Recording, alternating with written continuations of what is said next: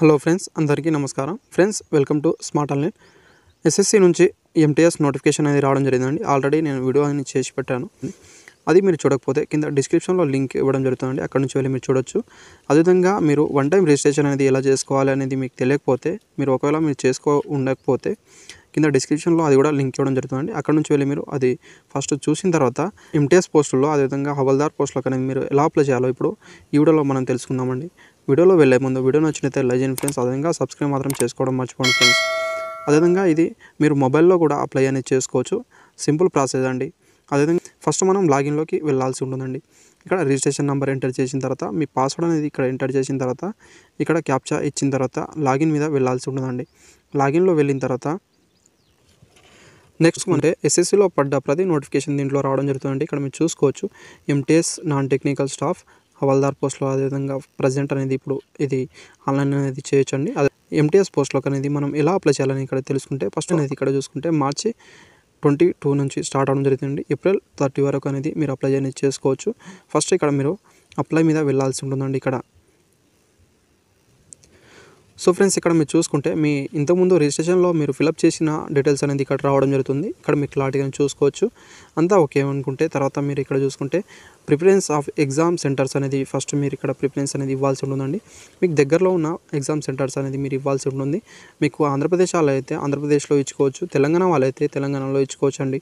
3 preference అనేది మీరు కంపల్సరీగా ఇవ్వాల్సి ఉంటుందండి. అదేవిధంగా మీరు ఎక్స్ సర్వీస్ మ్యాన్ వాళ్ళు అయితే ఇక్కడ ఎస్ అని ఫిలప్ చేసిన తర్వాత మిగతా డీటెయిల్స్ అనేది ఇక్కడ ఇవ్వాల్సి ఉంటుందండి. మీరు ఎప్పుడు జాయిన్ అయ్యారు, అదేవిధంగా ఎప్పుడు డిశ్చార్జ్ అయ్యారు అనేది ఇక్కడ ఇవ్వాల్సి ఉంటుంది. అదేవిధంగా లెంత్ ఆఫ్ సర్వీస్ అనేది ఎక్కడ పనిచేశారో అదేవిధంగా ఇక్కడ టోటల్గా ఇవ్వాల్సి ఉంటుంది. లేకపోతే మీరు నో అని ఫిలప్ చేసి నెక్స్ట్ స్టెప్లోకి మీరు వెళ్ళాల్సి ఉంటుందండి. ఇక్కడ మీరు చూసుకోవచ్చు. ఇవి ఏం ఫిలప్ చేయాల్సిన అవసరం లేదండి. ఇక్కడ చూసుకోవచ్చు. అయితే వెదర్ సిక్ ఏజ్ రిలాక్సేషన్ అనేది ఇది కంపల్సరీగా మీరు ఫిలప్ చేయాలండి. ఇక్కడ మీరు చూసుకోవచ్చు అండి. ఒకటి రెడ్ స్టార్ మార్క్ కంపల్సరీగా మీరు ఫిలప్ చేయాల్సి ఉంటుంది. రిలాక్సేషన్ మీకు కావాలనుకుంటే ఎస్ అని ఫిలప్ చేయాలండి. ఎస్ అని ఫిలప్ చేసిన తర్వాత మీకు ఏ టైప్ ఏజ్ రిలాక్సేషన్ కావాలనేది ఇక్కడ ఫిలప్ చేయాల్సి ఉంటుందండి. సెంట్రల్ గవర్నమెంట్ సివిలియన్ ఎంప్లాయీసా మీరు, అదేవిధంగా డిఫెన్స్ పర్సన్, డిజబుల్ అనేది మీరు, అదేవిధంగా ఎస్సీ ఎస్టీ అనేది ఇక్కడ చూజ్ చేసుకోవాల్సి ఉంటుందండి. చూజ్ చేసుకున్న తర్వాత స్టేట్ ప్రిఫరెన్స్ అనేది ఇవ్వాల్సి ఉంటుందండి. మీరు జాబ్కి అనేది ఫస్ట్ ఎక్కడ చేయాలనుకుంటున్నారు జాబ్, అదేవిధంగా మిగతా డీటెయిల్స్ అనేది ఇక్కడ ఫస్ట్ నంబర్స్ అనేది మీరు చూసుకోవాల్సి ఉంటుందండి. ఇక్కడ చూసుకున్న తర్వాత ఇక్కడ మీరు కంపల్సరీగా అన్నీ ఇక్కడ ఫిలప్ చేయాల్సి ఉంటుంది. ప్రతి మీరు నంబర్ అనేది చూసుకోవచ్చు. ఏ స్టేట్కి ఏ నెంబర్ ఇక్కడ ఇది ఆంధ్రప్రదేశ్ వాళ్ళకి అనేది 61 నెంబర్ అనేది ఇవ్వడం జరిగిందండి. అదేవిధంగా తెలంగాణ వాళ్ళకి అనేది 63 నంబర్స్ అనేది ఇవ్వడం జరిగిందండి. ఇవి మీరు ఫస్ట్ చూజ్ చేసుకున్న తర్వాత మిగతాయి అనేది ఇక్కడ మీరు స్టేట్ వైజ్గా ఇక్కడ మీరు చూజ్ చేసుకోవాల్సి ఉంటుందండి. స్టేట్ ప్రిఫరెన్స్ అనేది ఇచ్చిన తర్వాత నెక్స్ట్ మనం ఇక్కడ చూసుకుంటే హైయెస్ట్ ఎడ్యుకేషన్ క్వాలిఫికేషన్ అనేది మీ దగ్గర ఏముందో అది ఇక్కడ ఇవ్వాల్సి ఉంటుందండి. సెలెక్ట్ చేసుకోవాల్సి ఉంటుంది. ఇక్కడ మీరు చూసుకోవచ్చు. ఎంబీఏ చేశారా, ఎంసీఏ చేశారా అనేది, అదేవిధంగా ఎంటెక్ అనేది ఇక్కడ ప్రతిదీ ఇవ్వడం జరుగుతుందండి. మీ క్వాలిఫికేషన్ హైయెస్ట్ ఏముందో అది ఇక్కడ మీరు చూజ్ చేసుకోవాల్సి ఉంటుంది. ఇక్కడ చూజ్ చేసుకున్న తర్వాత next details of qualifying educational qualification అనేది అడగడం జరుగుతుంది. ఓన్లీ 10th క్లాస్లో ఇది ఉండడం జరుగుతుంది కాబట్టి 10th క్లాసా ఈక్వల్ టు 10th స్టాండర్డ్ అనేది ఇవ్వాల్సి ఉంటుందండి. 10th స్టాండర్డ్ అనేది ఇచ్చిన తర్వాత నెక్స్ట్ మనం ఇక్కడ చూసుకుంటే ఇంతకుముందు 10th క్లాస్ డీటెయిల్స్ అనేది మరి ఇవ్వడం జరిగింది కాబట్టి అది రిజిస్ట్రేషన్ అన్నప్పుడు ఇక్కడ మీరు రావడం జరుగుతుందండి. ఇక్కడ మీరు చూసుకోవచ్చు. అదేవిధంగా మీకు నెక్స్ట్ మనం ఇక్కడ చూసుకుంటే మీ personal information available in access opportunity in terms అనేది ఇక్కడ చూసుకుంటే ఎస్ అని ఇవ్వాల్సి ఉంటుందండి. ఇది ఎస్ అని ఇచ్చిన తర్వాత మీ అడ్రస్ అనేది ఇక్కడ చూపించడం జరుగుతుంది. ఇక్కడ మీరు చూసుకోవచ్చు. నెక్స్ట్ మనం ఇక్కడ చూసుకుంటే మీ ఫోటో అండ్ సిగ్నేచర్ అనేది ఇక్కడ అప్లోడ్ చేయాల్సి ఉంటుందండి. ఇక్కడ ఫోటో అని చూసుకుంటే 20 to 50 KB లోపు ఉండాల్సి ఉంటుంది.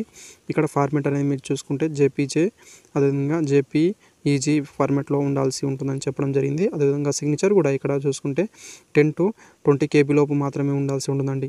ఇది కూడా సేమ్ ఫార్మేట్ అండి. ఇక్కడ ఫిలప్ చేసిన తర్వాత ఇక్కడ మీరు చూసుకుంటే ఇది ఎస్ అని ఇక్కడ ఫిలప్ చేయాలండి.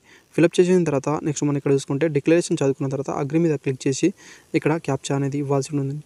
క్యాప్చా ఇచ్చిన తర్వాత ప్రివ్యూలో వెళ్ళాల్సి ఉంటుందండి. సో ఫ్రెండ్స్, నెక్స్ట్ మనం ఇక్కడ చూసుకుంటే మీరు ఫిలప్ చేసిందంతా రైటా లేదా అనేది ఇక్కడ ఒకసారి చూసుకోవాల్సి ఉంటుందండి. ఇక్కడ చూసుకున్న తర్వాత ఎడిట్ అండ్ మాడిఫై మీద వెళ్ళాల్సి ఉంటుంది. ఒకవేళ అన్నీ కరెక్ట్ మీరు ఫిలప్ చేస్తే సబ్మిట్ మీద వెళ్ళాల్సి ఉంటుందండి. సబ్మిట్ మీద వెళ్తే ఇక్కడ చూసుకుంటే you cannot be edit after final submission అనేది అడగడం జరుగుతుంది. ఓకే మీద వెళ్ళాల్సి ఉంటుందండి. ఓకే మీద వెళ్ళిన తర్వాత ఇక్కడ మీరు చూసుకుంటే అప్లికేషన్ ఫామ్ ఈజ్ ప్రివిజనల్లీ యాక్సెప్టెడ్ అని రావడం జరుగుతుందండి. తర్వాత మనం ఇక్కడ చూసుకుంటే ఓకే లేదా ప్రింట్ మీద వెళ్ళాల్సి ఉంటుంది. మీకు ప్రింట్ కావాలంటే ఇక్కడ ప్రింట్ మీద అనేది మీరు సెలెక్ట్ చేసుకోవాల్సి ఉంటుంది. సో ఫ్రెండ్స్ ఇక్కడ మీరు అప్లికేషన్ ఫామ్ అనేది ఇక్కడ చూసుకోవచ్చు. ఇలా ఉండడం జరుగుతుంది. Thank you friends. వీడియో నచ్చినట్లయితే లైక్ చేయండి friends. Thank you for watching.